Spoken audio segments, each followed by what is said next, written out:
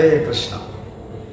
শ্রীমতী রাধারানীর লীলা মাধুরী প্রোগ্রামে আপনাদেরকে স্বাগতম। অত্যন্ত সুন্দরভাবে এই মাধুর্যময়ী শ্রীমতী রাধারানীর লীলা কথা আমরা ধারাবাহিকভাবে আমরা শ্রবণ করে এসেছি। আমাদের বিবাহের পরবর্তী যৌবন লীলা আজকে আমরা এটি সমাপ্ত করব।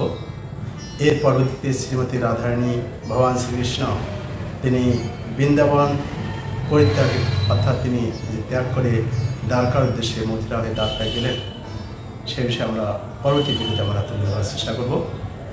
তো আজকের মূল বিষয় হচ্ছে অত্যন্ত গুরুত্বপূর্ণ, অর্থাৎ ভক্ত এবং ভগবানের কীভাবে মিলন হয়, ভগবান কীভাবে তার সুচারুতার সহিত অত্যন্ত কৌশলতার সহিত তার ভক্তকে তিনি কীভাবে আনন্দ প্রদান করে থাকেন। হরে কৃষ্ণ। আপনাদের মায়াপুর মধুসূদা চ্যানেলে স্বাগতম। নিত্য নতুন আপডেট পেতে আপনারা আমাদের সাথে যুক্ত থাকুন এবং অন্যদেরকে আপনারা এটি শেয়ার করে অন্যদেরকে আপনারা নিত্য নতুন আপডেট পেতে সহযোগিতা করতে পারেন। আজকে মূল যে বিষয়, শ্রীমতী রাধারানী এবং ভগবান শ্রীকৃষ্ণ মকর সংক্রান্তির স্নান উপলক্ষে তারা মিলিত হয়েছেন কীভাবে, এবং সুকৌশলে রাধারানী কাছে ভগবান শ্রীকৃষ্ণ গিয়েছেন এবং ভগবান শ্রীকৃষ্ণ তিনি হচ্ছেন গায়ক কৃষ্ণ, অত্যন্ত তিনি কীভাবে সব কিছু বিষয়ে পারদর্শী সেটা তিনি জটিলের কাছে উপস্থাপন করছেন। এবং শ্রীমতী রাধারানীর সর্পাঘাত, শ্রীমতী রাধারানীকে যে সর্প দংশন করছেন এবং ভগবান শ্রীকৃষ্ণ তিনি একইভাবে কীভাবে জটিলের গিয়ে তিনি গেলেন সেই বিষয়ে আমরা তুলে ধরার চেষ্টা করি। তো আজকে প্রথমে জানবো ভগবান শ্রীকৃষ্ণ রাধারানীর সহিত মকর সংক্রান্তি উপলক্ষে তিনি কীভাবে মিলিত হলেন, অর্থাৎ একই ভগবান শ্রীকৃষ্ণ তিনি অভিমন্যু রূপ তিনি কীভাবে ধারণ করলেন। সেই জটিলা কুটিলা আপনার নাম শুনেছেন। অভিমন্যু হচ্ছেন শ্রীমতী রাধারানীর স্বামী। আপনি যে জাবটে যান সেখানে তার শ্বশুরালয় রয়েছে। শ্রীমতী রাধারানীর কৃপা অবশ্যই আমাদের দরকার। রাধার কৃপা ছাড়া কখনোই আমাদের ভগবানের কৃপা আমরা পেতে পারি না। তো তারা স্নানে যাওয়ার জন্য প্রস্তুতি নিয়েছেন। সংক্ষিপ্তভাবে বলার চেষ্টা করবো, আপনার ধ্যান দিয়ে শ্রবণ করার চেষ্টা করবেন। স্নানে যাবেন, কিন্তু এইদিকে জটিলে জানতে পারলেন যে তারা স্নান করতে যাবেন। তো কুটলে দেখলেন যে রাধারানী মকর সংক্রান্তির স্নান উপলক্ষে এটা একটা জাস্ট বাহানা, তিনি যাবেন কোনো কুঞ্জে কৃষ্ণের সাথে মিলিত হওয়ার জন্য। এর জন্য কুটলে কী করলেন, কুটলে হচ্ছে জটিলার কন্যা অর্থাৎ শ্রীমতী রাধারানীর ননদ। তার কাজটা আছে রাধারানীর দোষ ধরা। তো তিনি খুঁজলেন, কোথাও গিয়েছেন, নন্দ ভবনে গেলেন, সেখানে নেই কৃষ্ণ।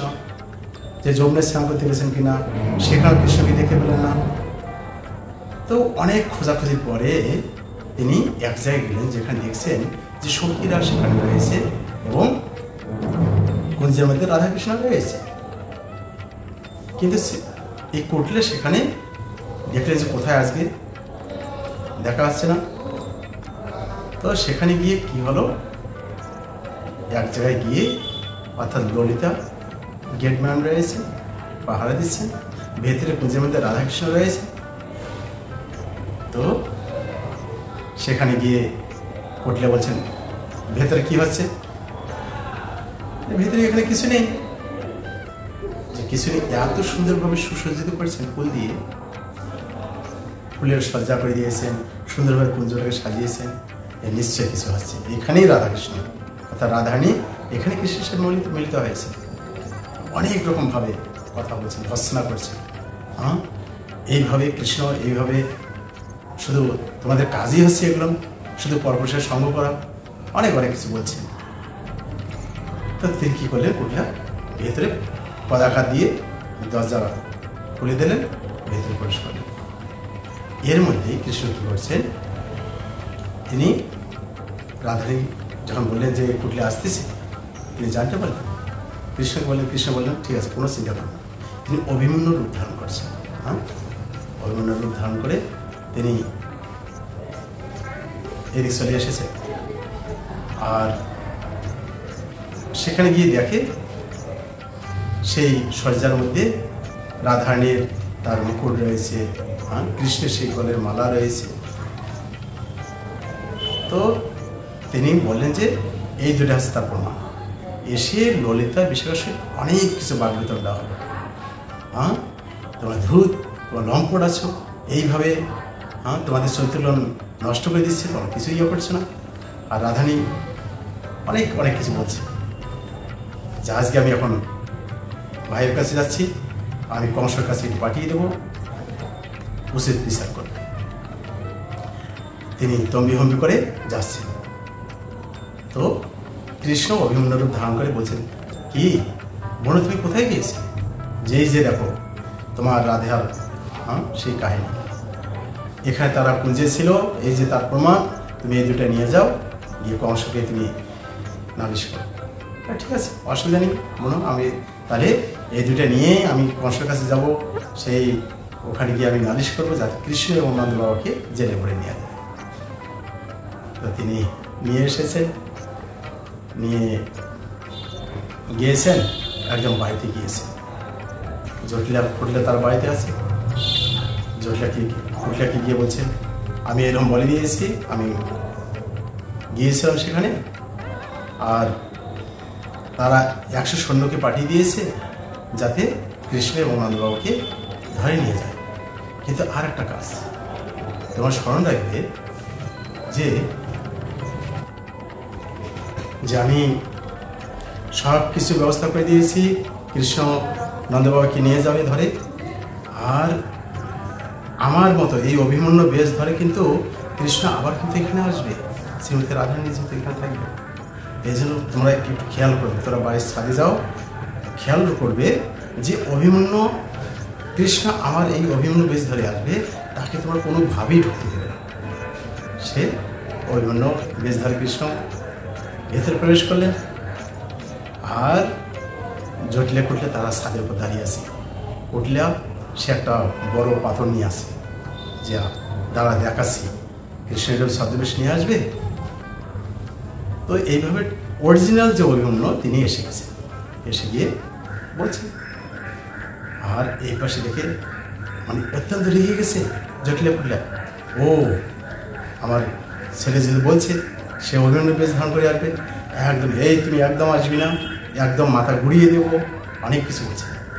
অভিমন্য বলছে আমি হচ্ছে অরিজিনাল অভিমন্য, কোনো কথাই শুনছেন না। তো অনেক কিছু বাগবিতণ্ডা হলো। অভিমন্য ভাবলেন যে নিশ্চয় মা বোনের কিছু হয়েছে, এই জন্য তিনি ওঝা ডাকতে গেলেন। আর এই পাশে শ্রীকৃষ্ণ যে অভিমন্য হয়েছিলেন, তিনি রাধারানীর সহিত তিনি বিহার করে পুনরায় তিনি প্রত্যাবর্তন করেন। এর নেক্সট পর্ব আমরা আলোচনা করব সুকৌশলে রাধারানী কৃষ্ণের সহিত কীভাবে মিলিত হন। একদিন অভিমন্য নন্দরাজার বাড়িতে গিয়েছেন, মা যশোদা অত্যন্ত সুন্দরভাবে আপ্যায়ন করেছেন, অর্থাৎ নন্দবাবার সহিত কথা বলা শেষ হবে, আর রাধারানীর কাছে তিনি কিছু উপকরণ পাঠাবেন। একটা বক্সের মধ্যে বিভিন্ন রকম অলঙ্কার আদি, গহনা, বিভিন্ন রকম বস্ত্র আদি সব কিছু পুড়িয়ে দিয়েছেন। কথা শেষ হলে অভিমন্য এটাকে নিয়ে যাবে। তো কথা শেষ হয়ে গেছে, আর ইতিমধ্যে কী করছেন কৃষ্ণ মাকে জিজ্ঞাসা, মা এই বক্সের মধ্যে কী আছে? যে না তুমি বুঝবে না, যে কী আছে বলো। যেখানে শ্রীমতী রাধিকার জন্য আমি অনেক কিছু গহনা, অলঙ্কার আদি, বিভিন্ন রকম বস্ত্র সব কিছু আমি দিয়েছি, রাধা অত্যন্ত খুশি হবে।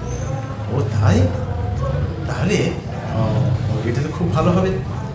তো এটা ভগবান শ্রীকৃষ্ণটাও কী করলেন, বক্সের মধ্যে বক্সটাকে একটু সুন্দর জায়গায় রেখে দিয়েছে।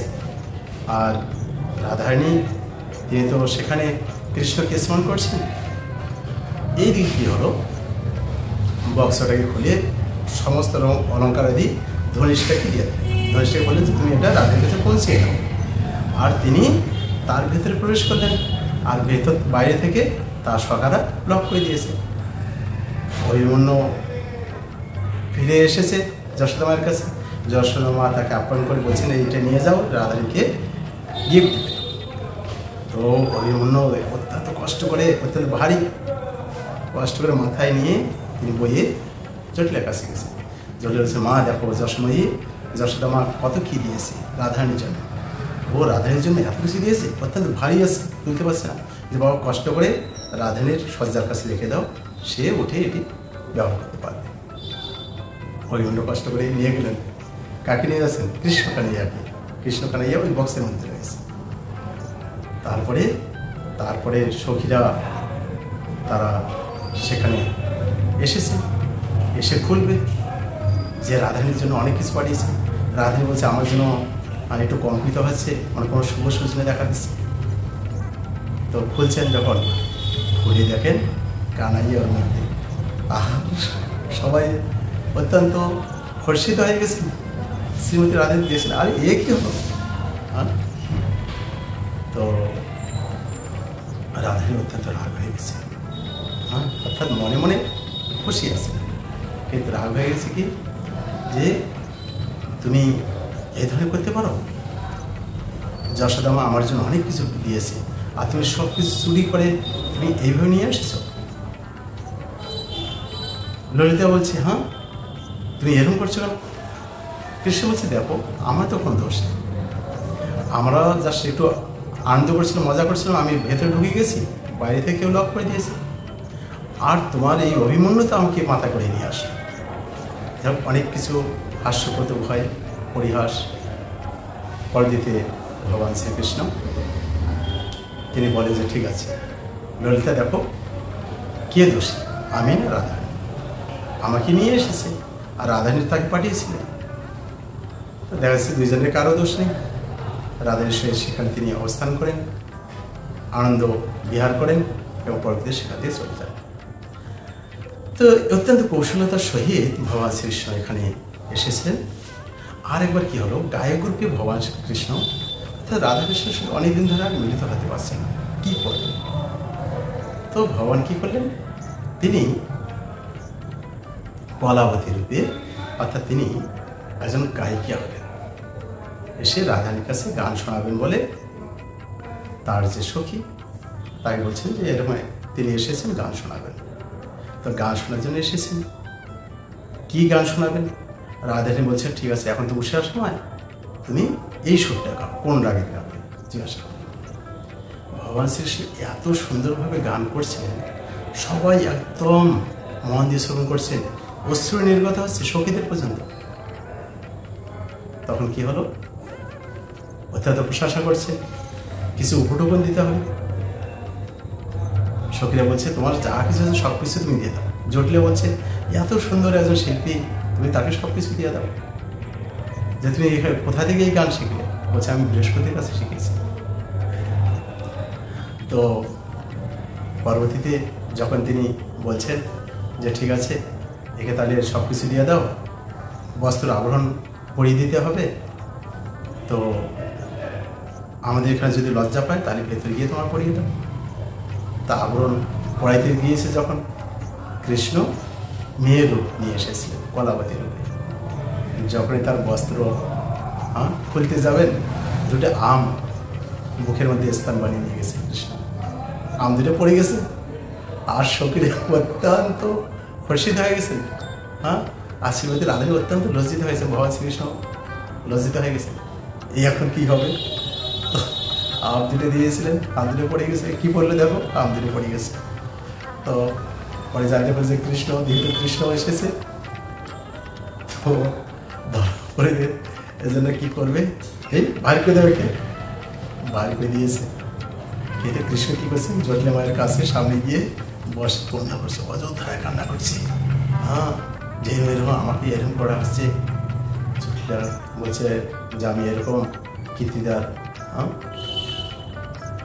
বোন মেয়ে, আমি তো আমি কলাবতী, আমার এরম এরম করছে না, আমাকে একটু আলিঙ্গনও করলো না, একটু ভালোবাসাও দিল। তা বলছে জটিলা তাকে ধরে নিয়ে গেছে রাধের কাছে। রাধে, তোমার এর সাথে এরকম ব্যবহার করছে কেন? তাকে কমপক্ষে আলিঙ্গন করো, একটু তাকে কমপক্ষে একটু আপ্যায়ন করো। আজকে তুমি তার সাথে সন্ধ্যা হয়ে গেছে, ব্যাপারে যে আজকে কমপক্ষে তাকে তোমার কাছে রাখো, আলিঙ্গন করো এবং তাকে স্নেহ করো, ভালোবাসা। তখন রাধারানী আর কী করবে, শাশুড়ি যেতে বলছে। তখন ভগবান শ্রীকৃষ্ণ সেখানে অবস্থান করলেন।